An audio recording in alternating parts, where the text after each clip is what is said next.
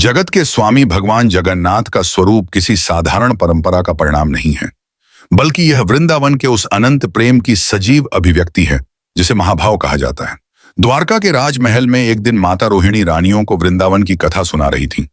राधा और गोपियों के उस प्रेम की जिसमें कोई अपेक्षा नहीं थी, कोई स्वार्थ नहीं था, केवल श्री कृष्ण के प्रति पूर्ण समर्पण था। माता रोहिणी कह रही थी कि जब श्री कृष्ण वृंदावन से गए तो ब्रज की धरती, वायु और गोपियां सभी विरह की अग्नि में जल उठीं,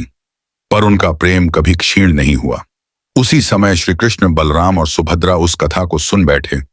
और वृंदावन की स्मृतियां उनके हृदय में प्रबल वेग से उमड़ पड़ी।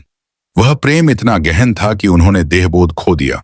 हाथ और पैर मानो अपने स्थान से सिमट गए, शरीर स्थिर हो गया,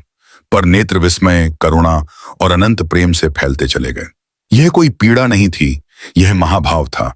वह अवस्था जहां भगवान स्वयं भक्त के प्रेम में बंध जाते हैं।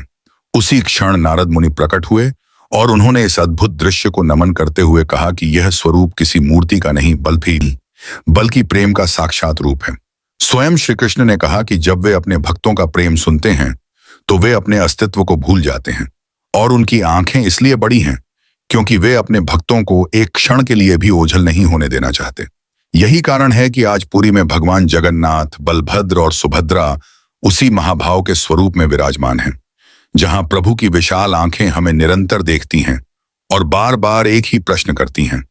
क्या तुमने आज मुझे केवल पूजा से नहीं, प्रेम से भी याद किया?